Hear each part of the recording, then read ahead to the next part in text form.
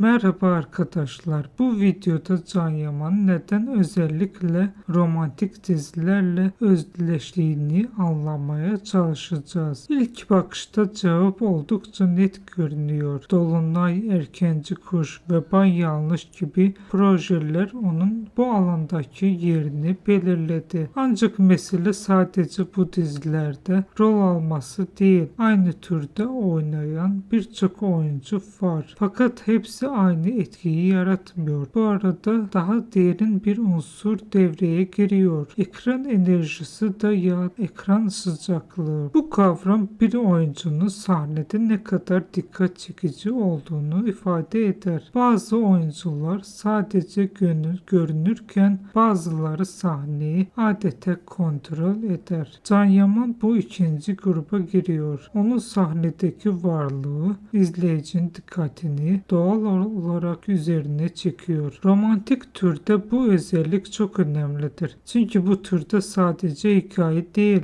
karakterler arasındaki duygusal bağ da ön plandadır. Bu bağ güçlü şekilde yansıtabilen oyuncular izleyiciyi üzerinde daha kalıcı bir etki bırakır. Ayrıca onun ekran imajı sadece dış görünüşüne dayanmıyor. Eğitimi, geçmişi, yabancı dil bilgisi, spor disiplinli ve uluslararası deneyimi onu daha güçlü bir karakter haline getiriyor. Bu da izleyicinin onun daha gerçek ve inandırıcı bulmasını sağlıyor. Oyunculuk tarzına bakıldığında daha sahne ritmini iyi kontrol ettiği görülüyor. Duyguları aceleyle değil, dengeli bir şekilde yansıtıyor. Bu da performanslarını daha doğal ve etkileyici kılıyor. Sonuç olarak Can Yaman'ın romantik dizilerdeki başarısı tesadüfi değil. Bu doğru türü ile doğru oyuncunun birleşmesinden doğan bir sonuçtur. Bu yüzden izleyiciler onu kolay kolay unutmaz. Çünkü romantik bir hikayede en önemli şey ekranda gerçekten varlık gösterebilen bir karakterdir. İzlediğiniz için teşekkür ederim. Yakında görüşmek üzere.